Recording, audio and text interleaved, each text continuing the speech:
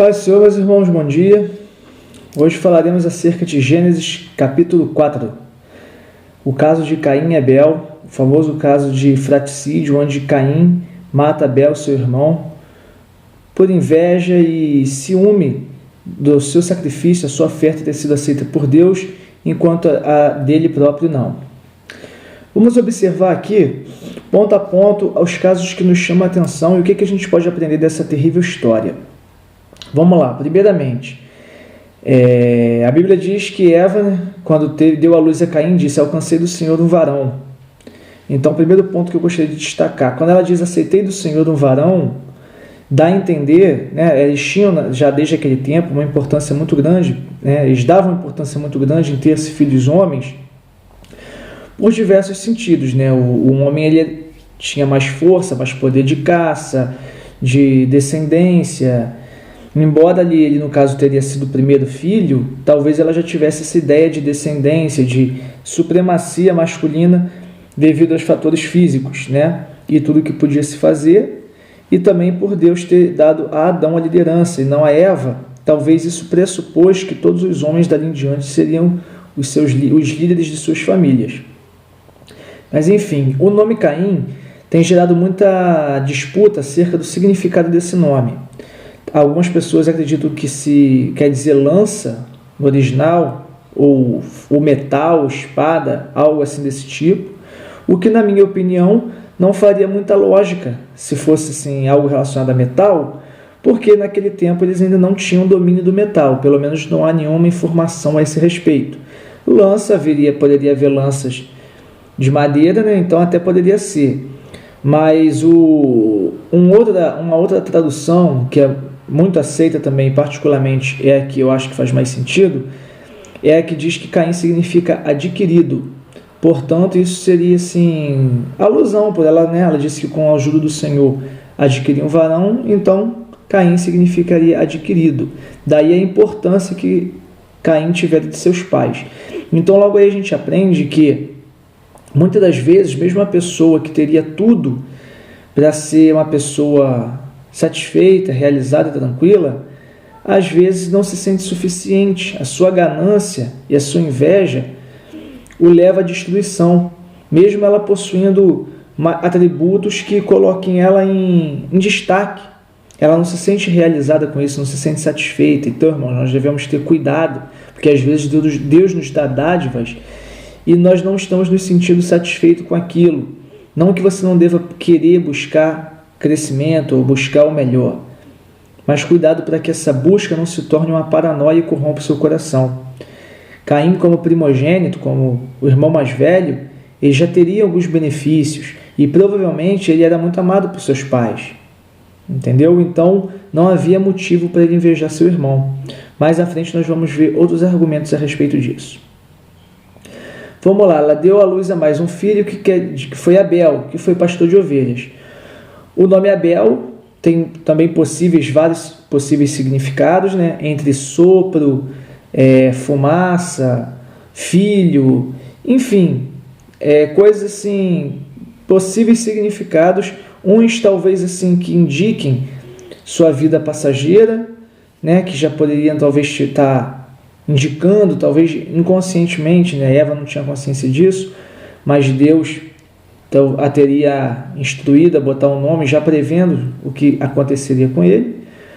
Ou talvez, como muitos acreditam, o significado de filho, que também seria muito comum.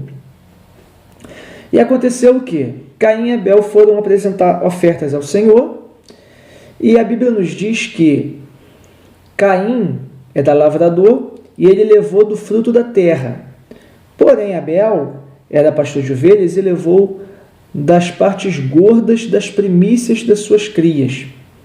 Então Deus aceitou Abel e a sua oferta, mas não aceitou Caim e a sua oferta. Então, uma outra coisa interessante, muitas pessoas dizem que aí Deus teria aceitado a oferta de Abel e não a de Caim, porque a de Abel teria havido derramamento de sangue e na de Caim não haveria tido esse derramamento de sangue.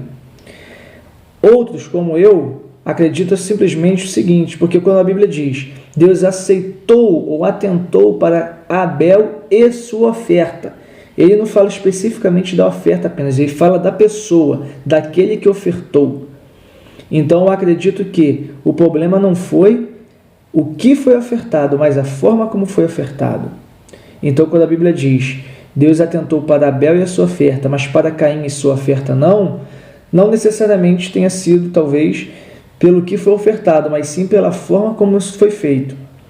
Eu gostaria de salientar também algo interessante, que é um ponto que, quando a Bíblia diz que eles se foram adorar o Senhor juntos, isso me traz a ideia de culto. Esse possivelmente foi o primeiro culto estabelecido. A Bíblia não diz de onde eles tiraram essa ideia, se essa foi a primeira vez que eles fizeram isso ou não, mas certo é que eles fizeram isso juntos, ou pelo menos próximos, a ponto de um ver a aceitação ou não da oferta do outro. Então, é interessante observarmos que isso tenha sido provavelmente o primeiro culto e que isso só teve oferta. Então, nós aprendemos que a oferta, acima de tudo, é um ato de adoração a Deus, porque a gente se dispõe de algo que poderia ser usado em nosso benefício e entregamos a Deus em reconhecimento de que dele dependemos e de que tudo o que nós temos é dele e para ele. Então vamos lá. Aí, quando Deus aceitou a oferta de Abel, mas não aceitou a de Caim, nós vimos que Caim ficou irado e o semblante dele caiu, ou seja, ele ficou aborrecido, notoriamente aborrecido. Como eu disse, a gente não sabe por que Deus não aceitou. Talvez o que tenha levado Deus a não aceitar a oferta de Caim. Talvez nós possamos estar fazendo da mesma forma que Caim, com nossas ofertas, com aquilo que a gente apresenta ao Senhor. Talvez Caim levou muita coisa, mas para poder aparecer, para poder se amostrar diante do seu irmão, como se estivesse comprando a Deus, tentando comprar a Deus com quantidade de oferta. Ou talvez ele levou apenas aquilo que estava sobrando. Ou talvez ele tenha até levado aquilo que era bom, mas unicamente com o intuito de ser superior ao seu irmão, com o intuito de ser grandioso, de transparecer, qualidade, excelência, como se a oferta fosse mais importante, a oferta em si, do que o desígnio do seu coração ao ofertar. Nós não sabemos exatamente o porquê, mas nós devemos aprender com isso, que devemos ter cuidado com a forma como a gente entrega as coisas ao Senhor, a motivação, o propósito. Isso nos mostra que coisas boas, ofertar era uma coisa boa, era um ato bom, mas coisas boas, atitudes nobres com propósito errado, não tem serventia nenhuma. Então Deus, percebendo que ele ficou irado com seu irmão, Deus perguntou, por que seu semblante te caiu? Por que você está irado? Então, assim, Deus confronta Caim e meio que mostra a ele que não havia motivo nenhum para ele ficar com aquela ira. E Deus fala algumas coisas interessantes com Caim. Ele fala, se fizeres corretamente, também não haverá aceitação para ti. Ou seja, isso me leva a crer que realmente o problema não foi a oferta de Caim, mas o seu propósito. Porque Deus disse o quê? Se você fizer certo, eu também vou te aceitar. Talvez você não tenha ainda ainda não conseguiu atingir o coração de Deus, tocar a Deus, mesmo fazendo tudo o que você acha que está certo, porque talvez o propósito do seu coração, o seu íntimo, não está realmente voltado para Ele, mas está apenas numa forma de barganha, uma forma de aparecer, uma forma de se sentir merecedor da bênção de Deus, das dádivas de Deus. E nós sabemos que não somos merecedores. E Deus diz, o pecado jaz à porta. Muitos intérpretes, assim como eu, acreditam que quando Deus diz isso a Caim, ele quer dizer o quê? O pecado está igual aqueles animais quando vão caçar, quando nós vemos esses vídeos de leões, quando vão caçar, que ele fica ali parado, aguardando o momento exato para poder pegar a sua presa. O pecado está à porta parado, só esperando que você abra um pouco a sua porta para que ele entre e concretize o seu propósito. E ele, uma vez entrado e consumado, ele gera morte, diz a Bíblia. Então Deus faz esse alerta a Caim. Porém, Caim, ao que parece, não deu atenção devida a esse fato. E ele fala com seu irmão, vamos ao campo. Aí algumas pessoas acreditam que ele chamou o seu irmão já de bom coração, que ele aceitou as palavras de Deus, a repreensão de Deus. Porém, lá no momento, ele de alguma forma se irou por alguma razão e naquele momento de cólera matou seu irmão. Eu acredito que não, que quando ele chamou seu irmão, vamos ao campo, ele já havia premeditado essa ação, o que ele havia de fazer. Ele talvez não tivesse noção da proporção do seu ato, porque até então nenhum homem tinha morrido ainda. Então talvez ele não sabia, não tinha noção de quão terrível seria a sua atitude. Mas se eles já matavam animais para sacrifício, talvez para alimentação também, então acredito que ele tinha noção do que era matar um ser vivo. Embora nunca tivesse feito isso com um ser humano, mas eu acredito que ele tinha noção sim, de que aquele ser humano não teria mais vida, de que no caso seu irmão não iria mais respirar, não iria mais interagir, assim como os animais que eles já matavam em algumas situações.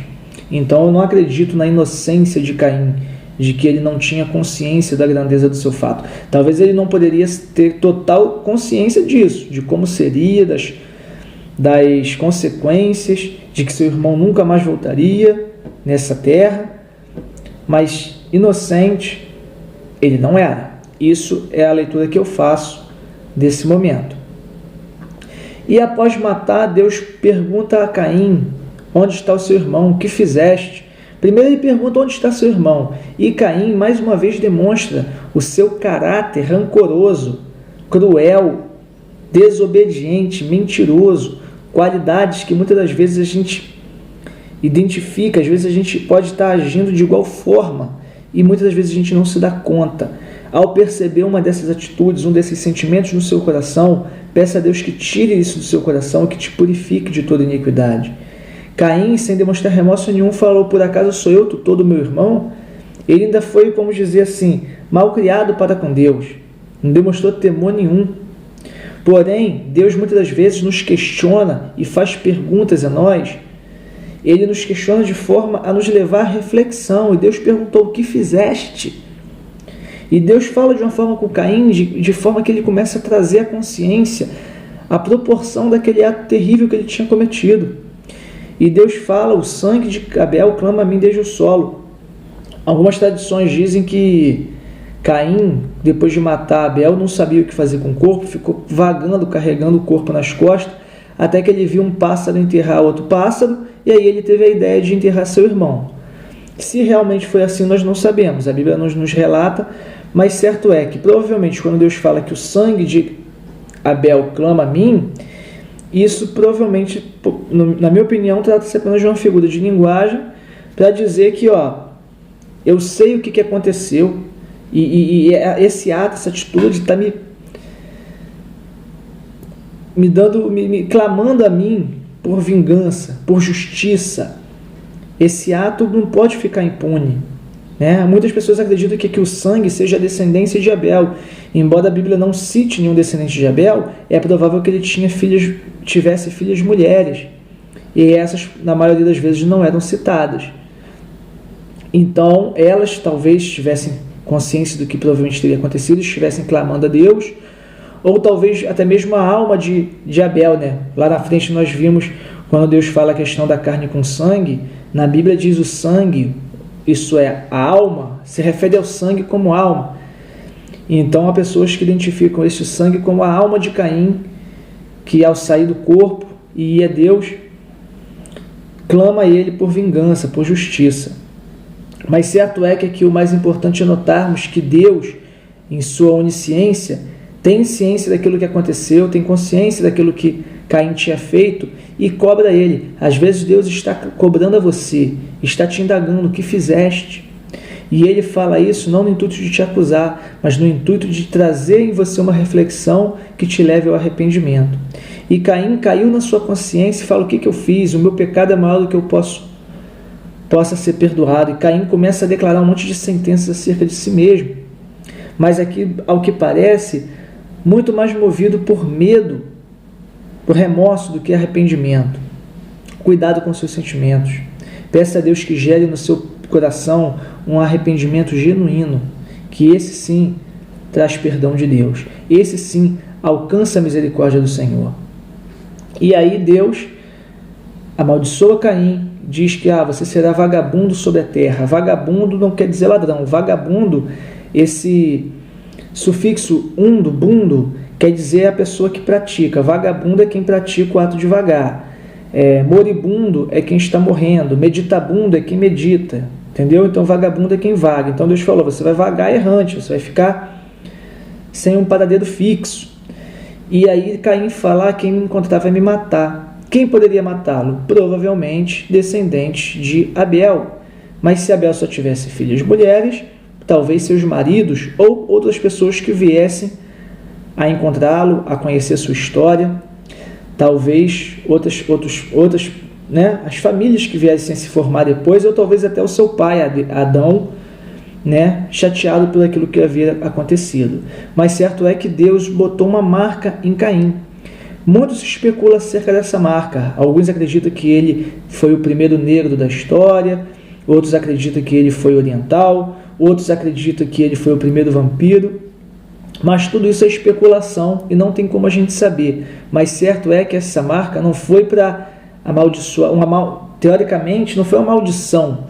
De certa forma foi uma bênção, porque Deus colocou essa marca em Caim para proteger Caim, para que ninguém o matasse. Então nós vemos aí uma grande mostra de misericórdia de Deus, mesmo diante da maldade de Caim.